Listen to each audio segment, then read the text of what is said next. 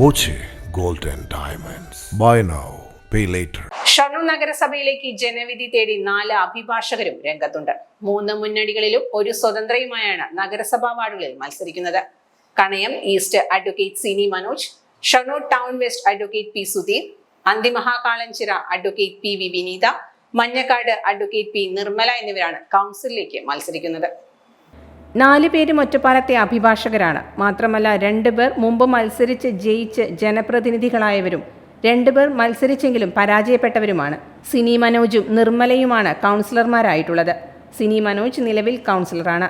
നിർമ്മല കഴിഞ്ഞ കൗൺസിലിൽ സ്ഥിരം സമിതി അധ്യക്ഷയായിരുന്നു.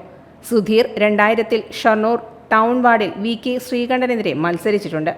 വിനീതയും ചുവന്ന ഗേറ്റ് വാർഡിൽ ജനവിധി തേടിയിരുന്നു. 3 മുന്നണികളും അരയും തലയും മുറുക്കിയിറങ്ങുമ്പോൾ അഭിഭാഷകർക്ക് പുറമെ അധ്യാപകരും ആശാപ്രവർത്തകരും ഓട്ടോ ഡ്രൈവർമാരും ഉൾപ്പെടെ എല്ലാ മേഖലകളിൽ നിന്നും ഉള്ളവരുണ്ട്.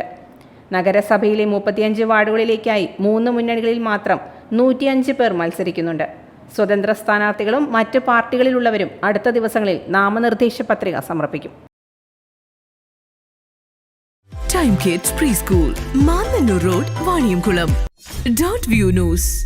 കാഴ്ചകളാണ് ലോകം, കണ്ടു തുടങ്ങുക.